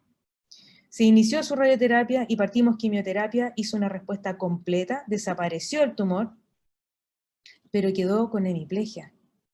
Y ahí es donde yo hablo de que la calidad de vida es súper compleja, porque controlamos la enfermedad, se trató, y era un paciente con una enfermedad sensible a la radioterapia y a la quimioterapia. Se curó de su cáncer. Entonces me decía, pero doctora, si yo voy a volver a caminar, y yo creo que ahí está la visión que cada uno va teniendo y en este camino, porque piensen que ya llevábamos 2 años con esta historia. Entonces le decía, pero sí, pues si tú entraste caminando, ¿por qué no te vas a ir caminando? Yo te vi caminar, ¿por qué ahora no puedes caminar? Entonces me decía, no, es que no siento, bueno, pero tienes que trabajar en eso. Entonces ahí estuvo el apoyo continuo de todo el equipo de rehabilitación y además todo el punch que le puso el paciente. Obviamente el 80% de todo es del paciente. Entonces los traumatólogos me decían, no, Carola, sabes que es re difícil que vuelva a caminar. Yo decía, pero no, si yo lo vi caminar, ¿por qué no va a caminar? Tiene 30 años, no puede quedar en una silla de ruedas. Bueno, y contra todo pronóstico, mi paciente está caminando. Quedó con algo de espasticidad, ya controla el esfínter, siente la zona perineal. Y yo le decía, pero ¿por qué estás caminando? Porque llegó primero en silla de ruedas, después llegó con su burrito, y traía todos los videos. Finalmente le dije, bueno, ¿puedes caminar sin bastón? Sí, me dijo, sí puedo caminar sin bastón. Se sentía un poco inseguro, pero claramente mejoró y ahora está caminando y curado de su cáncer. Volvió a su vida normal y ahora, hoy en día, después de todos 5 o 6 años de seguimiento, está 100%. El segundo caso es un caso joven también, es de una mujer sana de 33 años. Ella recién se había casado, tenía un hijo de 1 año en esa época, en el 2006. Miles de expectativas.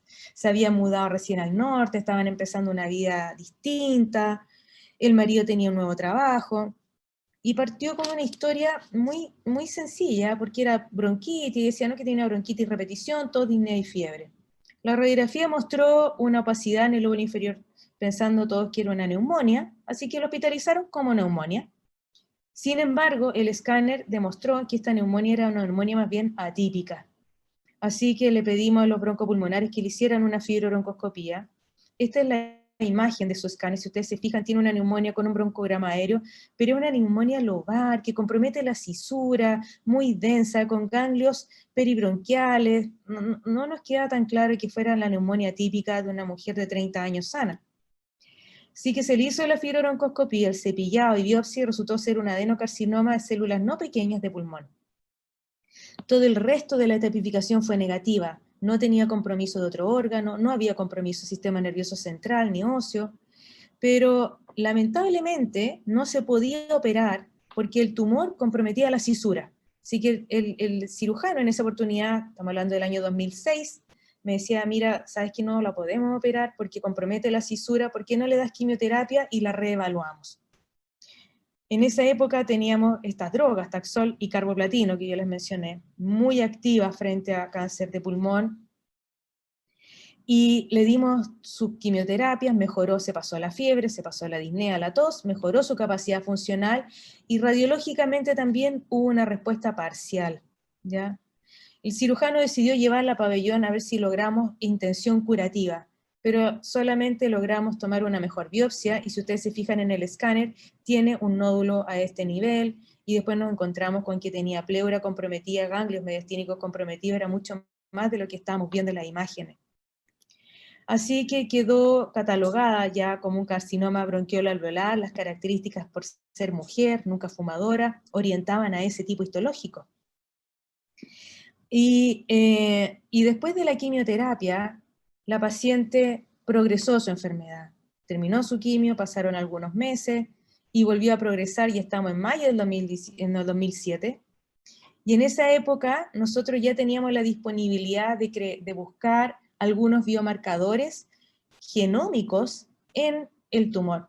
Y buscamos la mutación del receptor del factor de crecimiento endotelial, el EGFR. Y salió que tenía mutación del EGFR, y teníamos además una bala mágica para ese EGFR mutado. Inicialmente, mientras esperábamos esto, porque no teníamos la disponibilidad en todos los hospitales, no como ahora, que ya es de Arica a Punta Arenas, le dimos quimioterapia a la espera de resultados, y con la quimioterapia tampoco obtuvimos tan buena respuesta, así que cambiamos a erlotinib. Con el erlotinib tuvo esta respuesta, y estamos 1 año después de su cáncer de pulmón etapa 4.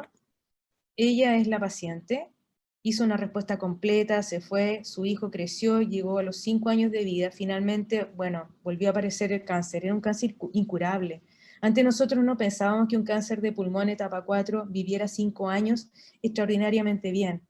Y les muestro la foto para hacer un in memorial, porque la Carolina se llama, me enseñó a mí mucho más de lo que yo pude hacer por ella, y genera a veces un poco de frustración, pero ella estaba tan agradecida porque en esos 5 años pudo ver crecer a su hijo, y que algo que ella pensó que no iba a lograr cuando recién se diagnosticó. Y en ese periodo de tiempo, y que cuando los pacientes tienen cáncer se abocan a su familia, y está bien, porque dice, quiero vivir lo que vaya a vivir con mi familia, con la gente que quiero, con lo que me interesa. Y eso es súper respetable. Pero ella hizo un acto de generosidad que va más allá y ocupó parte de su tiempo para crear, en conjunto con otras personas, una fundación para ayudar a los pacientes con cáncer de pulmón y páncreas que todavía funciona. Finalmente, Carolina falleció en su casa, muy tranquila, rodeada por su familia, y estaba súper contenta y agradecida. Y decía, pucha, lamento no poder vivir más, pero lo que viví fue extraordinario. Y el tercer caso, que es un hombre mayor de 77 años, él es de otro país, tiene un buen cardiópata coronario, hipertenso, accidente vascular no secuelado, con aneurisma aortoabdominal, estenosis carotidia, y se había hecho una RTU prostática en el 2018 por una hiperplasia prostática benigna. El paciente partió una historia ya más reciente, en el 2019, con hematuria. En hematuria se planteó un tumor por la edad, las características, se hizo el diagnóstico de un tumor en el cáliz renal, y se operó en febrero del 2019, se hizo una nefroureterectomía con un CAF vesical, se sacó toda la enfermedad. Y resultó ser un carcinoma papilar de alto grado indiferenciado de vejiga. No había enfermedad en otra parte, el paciente quedó en seguimiento en su país, pero volvió en marzo a presentar nuevamente hematuria. Se le hizo citoscopía pensando que había recurrido en la zona aledaña o en la vejiga, y no se encontró nada, pero en la evaluación se encontraron múltiples metástasis pulmonares bilaterales. Todo esto, si ustedes se fijan, es de medicina interna, no es que nosotros especialistas les pidamos todos estos exámenes, son nuestros médicos que lo estudian, y cuando llegan a nosotros nos encontramos con un paciente que tiene un cáncer de vejiga y que recurre en ambos campos pulmonares, algo no tan fuera de la realidad, algo muy frecuente. Cáncer de vejiga es un tumor muy agresivo. Y llegó a la Católica en marzo, con esta historia, un paciente con una gran anemia, con una capacidad funcional limitada, con insuficiencia cardíaca y además con insuficiencia renal. El paciente lo ingresamos para tratar de compensar, y ahí en el camino empezar a definir las conductas respecto a su tumor, pero en el hospital inició una hemoptisis masiva, así que lo tuvimos que trasladar a intermedio. En ese intermedio estaba con insuficiencia ya de 3 órganos importantes, y su falla renal, falla cardíaca, falla respiratoria y anemia.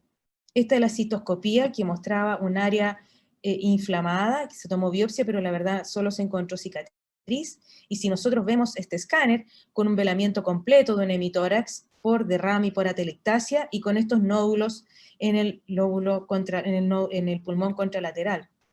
¿Ya? Si ustedes se fijan, el paciente le drenamos como 2 litros de líquido pleural, sugerente de neoplásico, hematológico, o sea, hemorrágico, y al drenar este líquido hubo una suerte de expansión pulmonar y pudimos evidenciar la enfermedad se extendía a ambos campos pulmonares de manera extensa.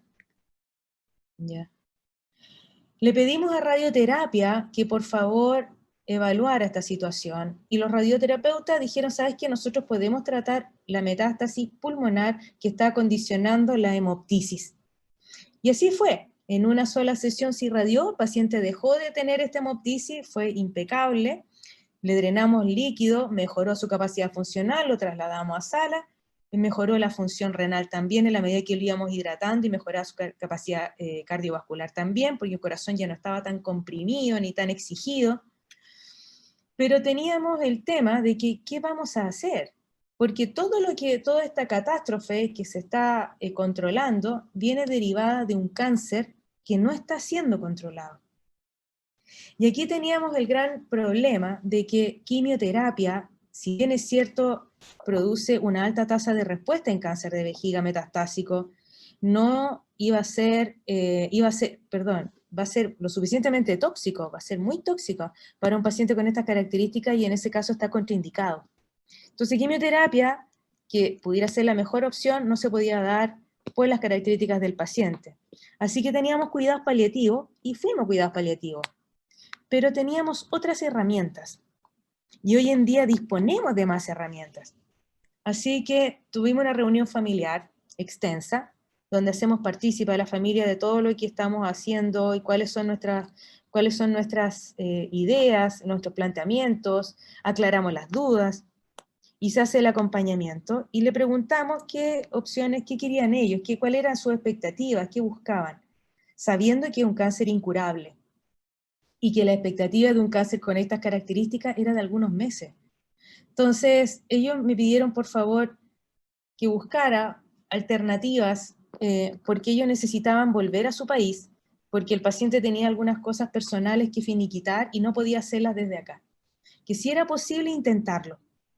Entonces, para entonces ya estaba la inmunoterapia aprobada en el mundo, estaba aprobada en Estados Unidos y en Europa para algunos tumores, y entre esos cáncer de vejiga. Entonces le dije, mira, esto está aprobado afuera, pero acá en Chile todavía no tenemos tanta experiencia y no tenemos todavía nuestra aprobación. Ya está, ahora sí, hoy en día sí está aprobada, pero en esa época no. Entonces le decía, mira, tenemos que ser muy coherentes, muy criteriosos y muy conscientes de hasta dónde podemos llegar con nuestras terapias, qué es lo que esperamos de ellas y qué le podemos ofrecer al paciente. Entonces, nos parecía que la toxicidad de la inmunoterapia era algo posible de llevar, de soslayar, y que el paciente eventualmente no las iba a sufrir si nosotros le íbamos a monitorear, y que era la única opción de poder controlar este cáncer de vejiga, porque de otra manera el paciente se iba a morir en el hospital. Y de hecho se podía morir aún con inmunoterapia, pero era la opción. Lo conversamos con la familia, estaban todos de acuerdo, y optamos por la inmunoterapia. El paciente inició su tratamiento y nos encontramos con esta tasa de respuesta de 21 de marzo del 2019 al 22 de mayo del 2019, y vemos una respuesta extraordinaria. Tanto pulmonar, paciente recuperó capacidad funcional, se normalizó la función renal, ya no tiene anemia, y nosotros vemos acá la respuesta a nivel pleural que también tuvo, y este es nuestro paciente que estaba prácticamente boqueando en la UCI, haciendo ejercicio, como a los 2 meses de haber, aquí a los 2 meses, de hecho salió al hospital y la hija se lo llevó al gimnasio, y le decía, por favor, con un poquito de amor, porque de verdad, fue harto trabajo. El paciente salió, actualmente está viviendo en su país, está súper bien, lleva más de 1 año de tratamiento y está realmente impecable. Esto es lo que permiten las nuevas terapias.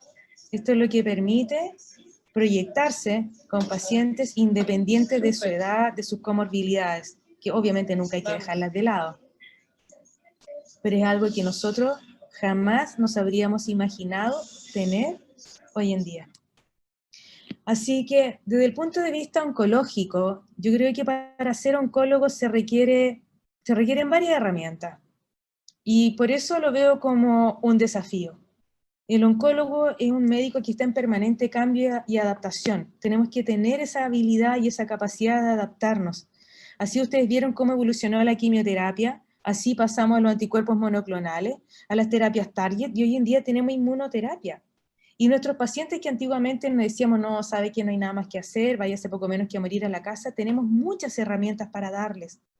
Muchas herramientas para lograr una calidad de vida extraordinaria y que son súper agradecidos. Así que estamos en un cambio permanente, estamos en un permanente crecimiento. Y este crecimiento no es solamente académico y profesional, porque tenemos que estar continuamente estudiando, sino que además es un cambio espiritual, un cambio humano, porque los pacientes nos enseñan, así como me enseñó Carolina, me enseñó la gratitud y me enseñó la generosidad. Esto genera un desafío. Para ser oncólogo se necesita madurez. Y eso es lo que nosotros queremos y esperamos de todos ustedes. Yo sé, en nuestro país necesita oncólogos, nuestra gente lo necesita y vale la pena explorarlo. Así que caminar junto a un paciente desde el inicio y a veces hasta el fin de sus días es algo extraordinariamente enriquecedor. Eso es todo. Los invito a la colaboración, los invito al trabajo en equipo y los invito sobre todo a centralizar datos. Gracias. Eso es todo.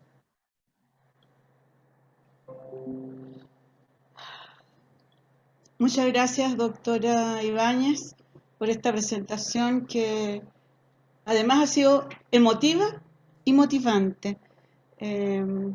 Agradezco que haya compartido con nosotros no solo sus conocimientos, sino sus experiencias, sus vivencias, las emociones que ha vivido junto con sus pacientes, porque eso es también una bonita manera de compartir con los médicos, la inmensa mayoría muy jóvenes que están en este minuto como estudiantes de este curso. Estaba preguntando si teníamos preguntas, comentarios. No tenemos preguntas Doctor. en este momento en el chat, así que tuvimos algún problema técnico con la encuesta docente, que debiera estar ya reparado, así que los que no pudieron ingresar pueden volver a intentarlo en el link que está ahí. Aprovechamos de... Hay algunos comentarios ahí de agradecimientos en el chat para la doctora y para... por aquí lo vamos a ver. Un reconocimiento a María Carolina Ruiz como vicepresidenta de la Fundación Cáncer Vida. Y yo creo que esta fue una charla muy entretenida, muy humana, que tiene mucho, al final creo que la doctora Ibáñez refleja en esta clase algo muy importante en la oncología, que va mucho más allá de conocer tratamientos, fármacos, sino que a las personas, que es un trabajo demandante emocionalmente, pero muy importante. Si es que no aparecen más, vamos a dar unos minutos más para preguntas. Si no, recuerden que pueden revisar las preguntas en el YouTube, que va a estar después disponible. Hay una pregunta, Tomás. Doctora, adelante. Que le preguntan a la doctora a qué se refiere con sistematizar datos de pacientes en general, de atenciones, de uso de medicamentos. Una gran pregunta para la doctora Ibáñez. Lo que pasa es que en Chile no existe registro de cáncer. Hoy en día, con la ley de cáncer, vamos probablemente a tener algo que siempre hemos soñado todos los oncólogos, que es tener un registro real de nuestra población con cáncer. Cáncer va a ser dentro de poco la primera causa de muerte. Ya va a sobrepasar las enfermedades cardiovasculares. Y yo creo que por lo menos hay uno en cada familia que ha tenido cáncer. Y por lo mismo necesitamos saber cuál es nuestra realidad. Entonces, la gran mayoría de los centros tienen sus propios registros, como decir, yo llevo mis tablas de ovario, por ejemplo. Yo te digo, yo sí llevo mis tablas de ovario, yo llevo mis registros de endometrio, o mis registros de cánceres de testículo, de próstata, etc. La idea es tratar de ser generosos con eso, y en la medida que se establezca un registro nacional, colaborar con eso. Eso nos va a servir a todos, porque así vamos a poder saber de qué manera acceder a estas terapias que son extraordinariamente exitosas, pero son de altísimo costo. Entonces vamos a poder dimensionar el número de pacientes que se van a beneficiar de estas terapias y poder dirigir los fondos para esa población que lo requiera. Pero en la medida que no sepamos, vamos a seguir estando un poco a ciegas. A eso voy, a registro de cáncer, más que nada. Gracias, Carolina. Yo quisiera sí recordarles a todos que cuando nosotros compartimos datos, generalmente estamos compartiendo datos con historias, pero sin identificar al paciente, porque tenemos que tener presente la ley de derechos y deberes, y entre los derechos del paciente es mantener en la privacidad sus datos sensibles. Hay otra pregunta. Aparte de los agradecimientos y de lo muy buena que les pareció la clase, que quiero enfatizar, dice, ¿existen brechas entre la atención pública versus privada en tratamientos oncológicos sistémicos? Hoy en día esa brecha se ha ido acortando dramáticamente con estos accesos de drogas de alto costo, que van a pasar por un comité específico y antiguamente terapias que eran impensables de alto costo, hoy en día están accediéndose en sistema público. De hecho, yo les cuento el ejemplo de un chico de 23 años, pero de 23 años en hospital público que llegó con compromiso óseo extenso. Este compromiso óseo extenso se llama SuperScan, es por decir que todos los huesos los tenía metastásicos. Cabrón no se podía mover del dolor. Finalmente el diagnóstico fue un melanoma maligno. Y el tratamiento en esa etapa, uno dice, bueno, es inmunoterapia. Entonces decimos, bueno, para empezar, melanoma no está en la canasta GES. La inmunoterapia tampoco está en la canasta GES. Y el tratamiento, estamos hablando de millones mensuales.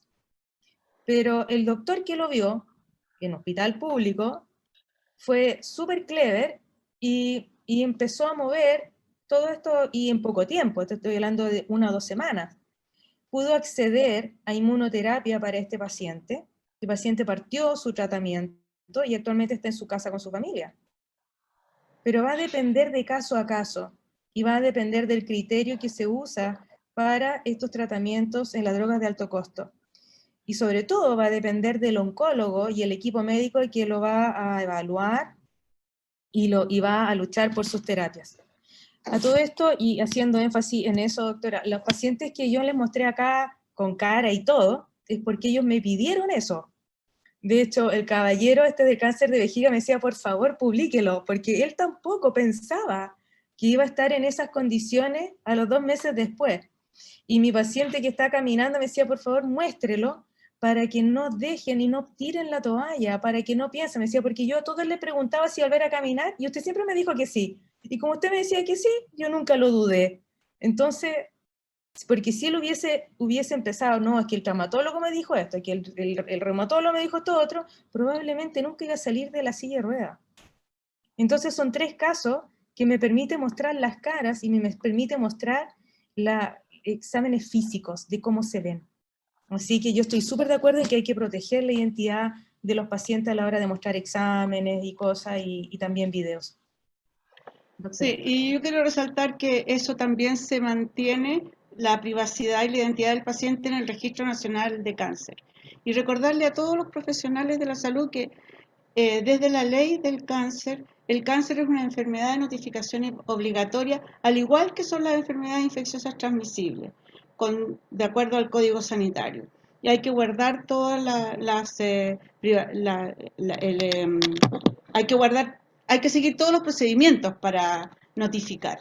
Y en eso tenemos compromiso todos los profesionales de la salud. Y en la medida que conozcamos, vamos a poder tomar mejores decisiones, y eso es a lo que hacía referencia la doctora Ibáñez. Creo que no nos queda tiempo, excepto para agradecer muchas veces. Espero que desde Hospital Digital le mandemos estos comentarios de lo excelente, de lo que les gustó su clase. Dice, excelente presentación científica y humana. Bueno, doctora, merece leerlas, así que le pido a Hospital Digital que se las mande. Agradecemos la atención de todos. Recuerden contestar la encuesta y espero que la clase haya sido de utilidad, las 2 clases del día de hoy, como lo han sido todas hasta ahora. Así es que sigamos estudiando juntos en este curso de aquí a que termine. Gracias nuevamente, doctora Ibáñez, por una excelente presentación. Y gracias a la atención de todos. Hasta el próximo lunes. Gracias a Dios.